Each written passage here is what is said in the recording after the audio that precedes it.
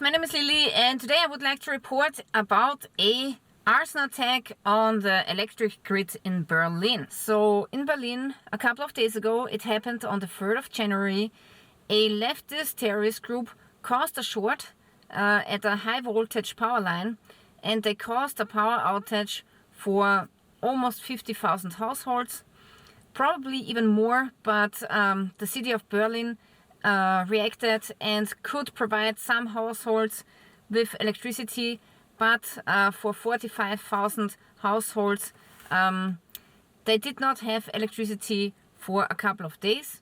So this was on the 3rd of January. Today is the 7th of January, and they said that today, 4 days later, in the freezing cold, they will get power again.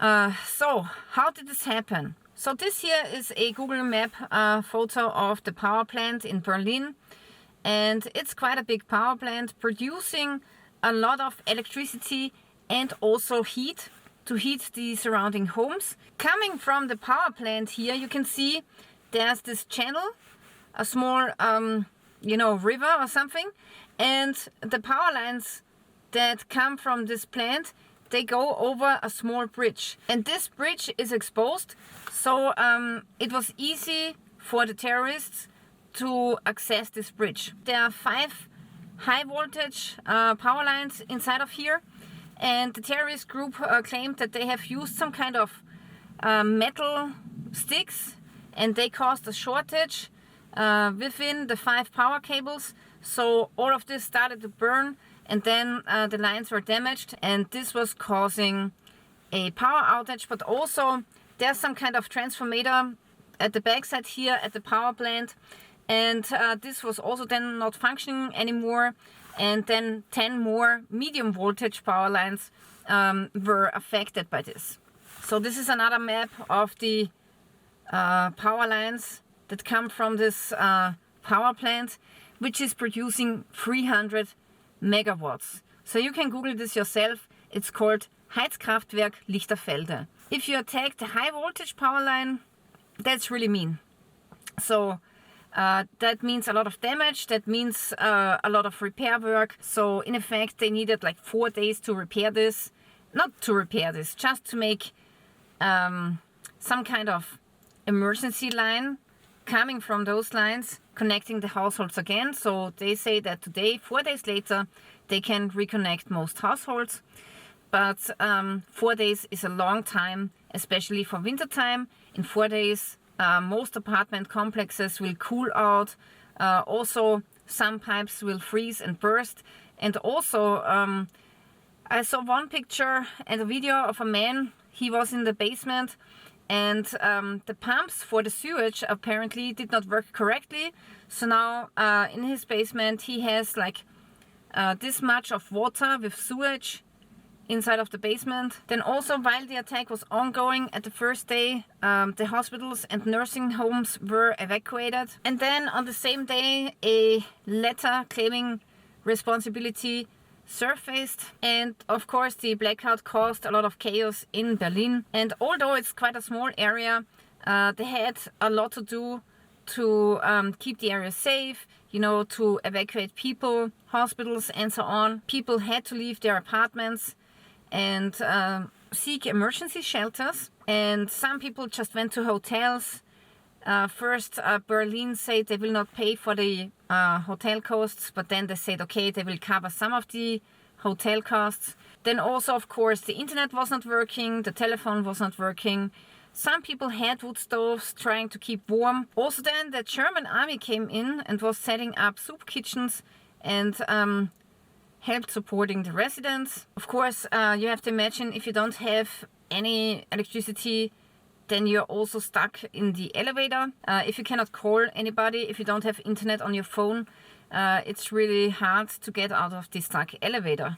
So there are many risks that come with a blackout that people are not aware of.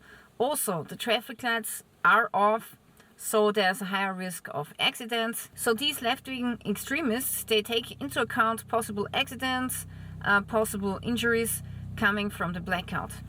Also, the schools were closed for at least 3 days during the power outage. Also, supermarkets and shops were closing because without electricity the cash doesn't work, right? Now, while the emergency shelters were in demand, police was increasing their presence in the dark, snow-covered streets with hundreds of police officers. In some locations they erected floodlights to improve safety and visibility. And the power outage also meant that, in addition, alarm systems were no longer functioning. So this is something that people just don't think about, right? Even during the day, supermarkets and many shops had to close because nothing works without electricity. Heating systems also mostly don't function without power, as it's needed for pumps and controls.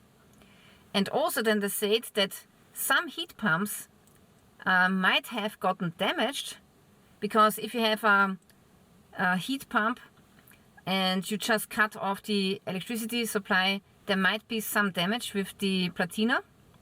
So now the question is the insurance paying for the damage? And now I've heard some reports that the insurance say they will not pay for this damage because it was caused by arson and it's some kind of higher power, whatever.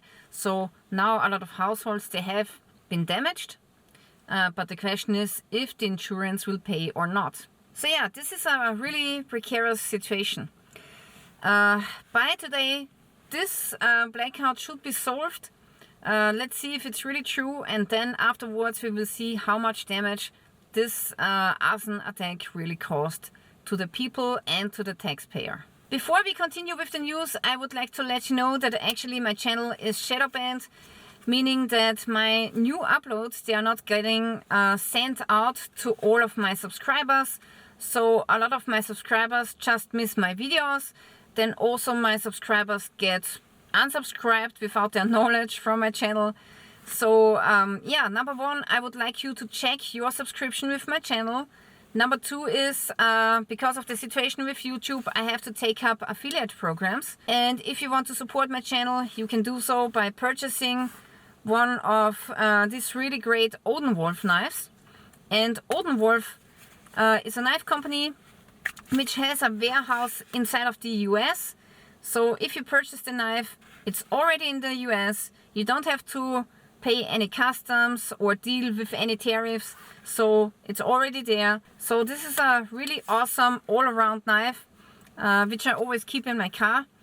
And if you're interested, just use my discount code Lilly10 and you will get a 10% discount. Okay, so now let's continue with the news. 2/3 of the Austrian population are dissatisfied with the government. Voters' political outlook for the new year is not very optimistic. Almost 60% no longer even believe in the numerous reforms announced between the federal government and the states. So why is the current government so unpopular? Well, it might have something to do with what's happening and what's going on in Austria. Namely, for example, wage shock. Salary shrinks by hundreds of euros. Especially affected are high earners. Many high earners will have to look forward to less net income in 2026, and the loss of net income will be around 251 euros each year. So the unpopularity of the current government might have to do something with this article, but also it might have to do something with this trend here. Housing market trend. Family now lives in a 85 square meter flat instead of 110 square meter flat. To afford housing, families are now living in more confined spaces. Also, the unpopularity might have to do something with inflation being too high. Austrians' patience is running out. Many Austrians are preparing for a prolonged period of hardship. The pessimism of the population has intensified. Also, cost of living remains the biggest burden. Inflation continues to be the biggest sources of stress. 60% of Austrians are worried about rising prices and cost of living. This is followed by immigration at 45%. The general economic situation in Austria is concerning for 44% of the population. Then also we got empty shelves when it comes to eggs. Egg shortage in Austria. Here's what's behind it. Eggs are currently unavailable in some supermarkets. Avian influenza is one of the several reasons for this. Government cuts benefits. Families are now missing almost 18,000 euros. The government is halting inflation adjustments for family benefits and similar payments, with drastic consequences for parents and children. So this might be another reason why the Austrian government right now is so unpopular. Then also some idiots are vandalizing Austrian infrastructure. For example, in Vienna, some idiots are burning down public toilets, which of course will be paid for again by the taxpayer. And also here they were writing an article that a new toilet facility will cost over €500,000.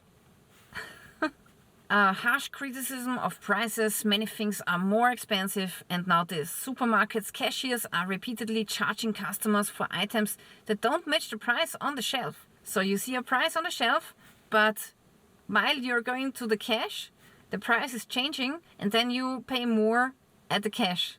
Crazy, really crazy. Also, the Austrian government has reduced more debt than ever. 423 billion euros. The hole in the state coffers is getting bigger and bigger.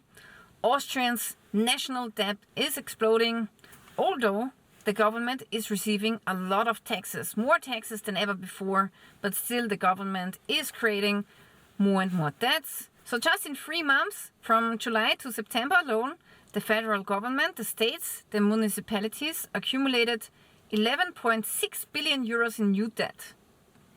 So now we have a debt to GDP ratio of 83.7%. So this might be another reason why the current government is so unpopular. More expensive in 2026 as well. That's how much we have to burn in gas network fees. So although the gas price, the natural gas price is going down, the network just increases the fees, right? Those who heat or cook with natural gas will have to dig deeper into their pockets again in 2026.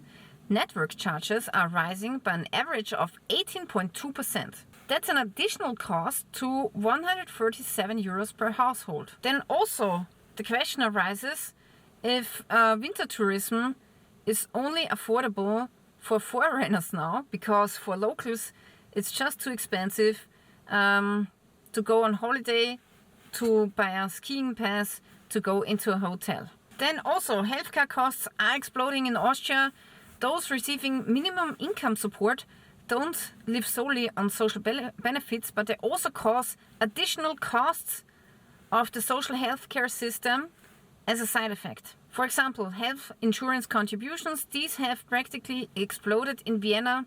We are talking about millions of euros of healthcare of those receiving benefits. Alright guys, so this is the news for Germany and Austria, and I have to say the outlook is not that great.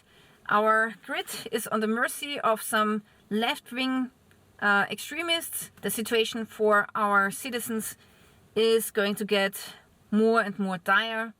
So saving is a good thing. A lot of people save money right now. They try not to spend too much money unless they have a really good salary, which some people still have. But a lot of people are getting poorer and people feel it and people save money. So yeah, that's the situation right now in Europe. If you want to receive more videos, make sure that you're subscribing to my channel. So yeah, this is it for today. Thank you for watching guys, and stay tuned till next time.